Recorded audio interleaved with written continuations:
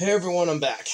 Just had to check the time and I realized I didn't upload the current videos of the day, so I just did that real quick and now we're ready to go.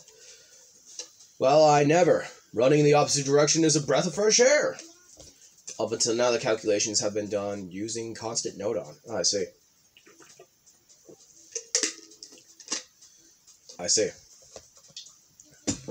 Next, let's try making the box move using calculations based on the control stick input. Bye-bye for now, constant node on. Hello, stick node on. Boing.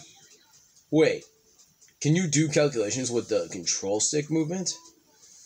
Constant node on gives out a number as a signal, yes. In the same way, the stick node on sends out a number based on the movement of the control stick. Well, I'm totally neutral at 0.00. Tilt me a little, you get that, and then turn me further, you get 0.50. And when I'm pushed to the limit, I'll give you... Yep. Okay, I see. Signal sent through a number as a wire. Okay. I am not receiving movement signal from a stick node on. Well, the signal is a number. If it's calculating a number, then it should be calculated. Okay. I am a very good calculator. I think it's time to test out some multiplication using the control stick inputs, don't you? First, let's set the constant node on to the output of 1. Okay.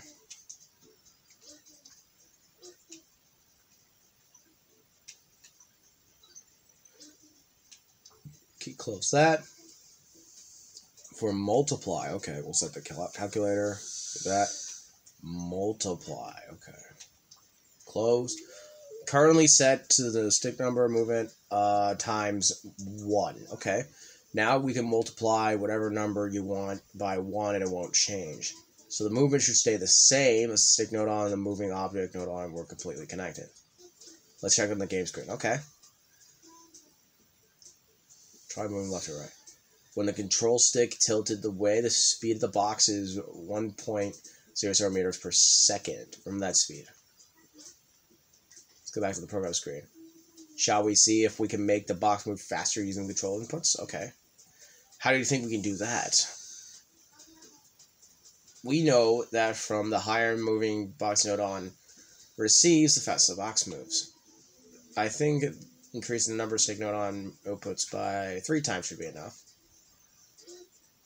Go to constant, the settings, and set it to 3. Close the settings again. Control stick movement times 3.00. The movement of the control stick has been multiplied by 3. Wonder what it looks like now. Let's see it in action in the game screen. Okay.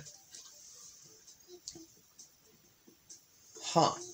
Very speedy. Multiplying the stick node on's output by 3 makes the box move 3 times faster. Go back to the programming screen. Lastly, let's test out the division function. Select calculator node on, yep. Go to settings. Division, okay. Close that. Now calculating control stick movement divided by 3.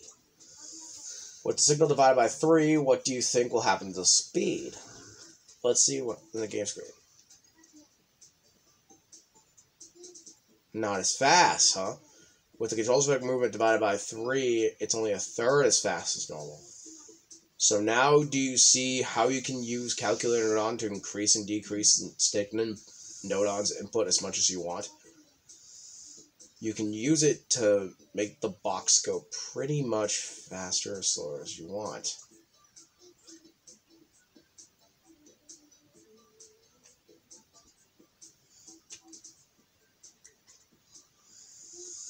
All signals are actually numbers. And because they're numbers, you can add, subtract, or calculate them in any way you want. Stick node on's output is a number 2. You can calculate it to be small or large. Any signal will be added or subtracted as you wish. We live in a free world. I am a very good calculator. So you think, so can you calculate whatever I'm thinking? That is not how math works. With that, that's the end of this lesson. Let's go to judging conditions with the comparison node on. Yeah. Hello, hello, nice to see you, Dry Crunch. So you want to find out about the comparison nodon, right? Yes. Well then, let's head over to the program screen and I'll tell you everything you need to know. Hey, Dry Crunch. Are you curious about me? Do you want to know more? I bet you're interested in differences between me and the other nodon. I take two numbers that arrive at my input ports and I compare them. If the result of that comparison meets my conditions, I'll output a signal. Right now, I will output a signal if both the numbers are the same. Please don't take my word for it. Check my setting screens. The comparison method is set to equals. Because of that, the nodon will output a signal when the number it receives by its upper port equals the number received by the lower half. Okay. If you're done out of the conditions, close the scenes. Yep. How was my comparison method? Was it set to equal? It was, wasn't it? You know what I'm curious about now? What happens if I get connected to some nodon for real? Let's try it out with the help of the constant nodon and the effect nodon. Here I am, the ever-trusty, steady-fast, constant nodon. Oof, man, I'm as reliable as that guy, but you don't hear me going around tooting my own horn about it. And I never give up. I fight until the very end, and don't you forget it. So, I'll compare the numbers I get at these two input ports. If the conditions are met, then I'll output a signal to the effect nodon. Yeah, and if the conditions are met, I'll let loose with a mighty torrent of party poppers and stuff. The upper constant nodon's currently outputting 3. And while the mean lower is outputting 0.3, what do you think?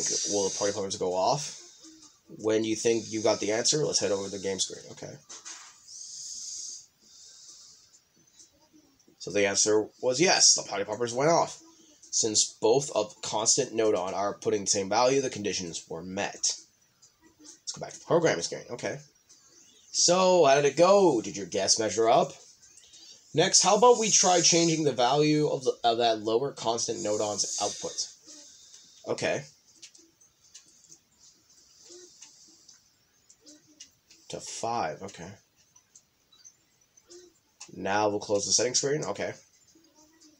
So what do you think will happen now? Will the party poppers go off this time? Try to figure out the answer, head to the game screen. And the answer was no, the party poppers didn't go off. In other words, the effect didn't trigger. One constant nodon is outputting 3.00 and the other 5.00, and those numbers aren't equal, so the conditions weren't met. Let's go to the program screen, okay? Hey, I'm still curious, let's try something else. Without changing the outputs for the constant nodon, how could you change my settings so that the party popper goes off? Think about it. Now select the comparison nodon, open up the settings screen. Correct answer is change it to this. It would also work if you changed equal to, I think that's lesser than. Yeah, lesser than, but for now it's just less. What we've done and made it so the condition to satisfy with the input, the upper port, is lower than the lower port. Guys, I have not been in school for the last 4 fucking years. It's been a while. In other words, if the value at the lower port is more than the value at the upper port, the condition is met. Yeah, let's close that. Upper constant nodon is outputting 3.00, and then the lower point's output 5, okay? Okay, the conditions are met, so let's check the game screen, okay? It worked. And the party poppers went off. Back to the programming screen we go. Now you can see how I compare the two values. I make a comparison based on a condition. If you make good use of the comparison nodon, you can really expand your programming horizons. For example, if we say goodbye to the lower constant nodon for a moment, and instead call up a few other nodon, boo! Hydro Crunch. I will count the number of times B is pressed. I'll take care of displaying the number of times B gets pressed and nice and neat and on the game screen. Now our setup is ranged so that to compare the constant 3.0 against the number of pressed. How do you think it's going to behave?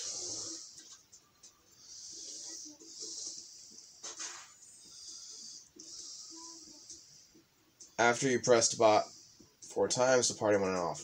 We created a setup that fires party poppers after B is pressed 4 times using the comparison node on. Okay. Let's go back to the comparison screen. So how was it? Did it satisfy your curiosity? There are infinite combinations you can use too, even beyond the counter node on and the constant node on. If you want to become a programmer who knows what's what, you'll need to use me to sort all that out. Oh, that's great. And with that, we got that out of the way. And I'll see you guys in the next video. Let's play Game Builder Garage. I'll see you guys in the next video. Okay? Okay. Peace. Stay crispy, everybody. Bye.